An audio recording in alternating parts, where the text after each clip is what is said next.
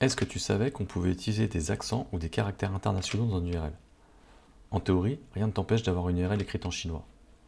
De la même façon, en théorie, tu pourrais aussi avoir une URL écrite en smiley. Ça serait pas hyper simple à retenir, mais au moins ça serait fun.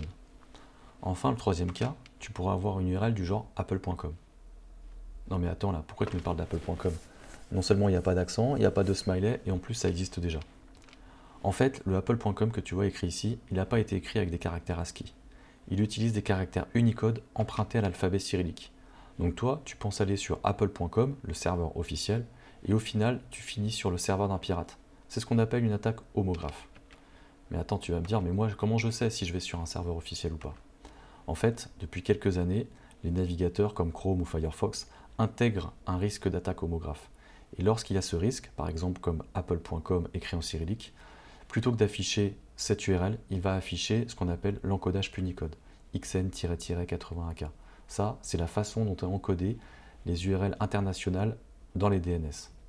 Par contre, dans les cas, par exemple avec café.fr où on a juste un accent, le navigateur va afficher café.fr. Pourquoi je te parle de ça? C'est qu'en travaillant sur Ibanastack, mon projet qui permet de configurer un serveur hébergé, je me suis demandé si je pouvais avoir une URL du genre tiens-tigre.fr. Le tout bien sûr avec un accent parce que c'est plus fun. Et du coup c'est possible. Voilà pourquoi je te parle de ça. J'ai appris plein de choses et au final je te le fais partager.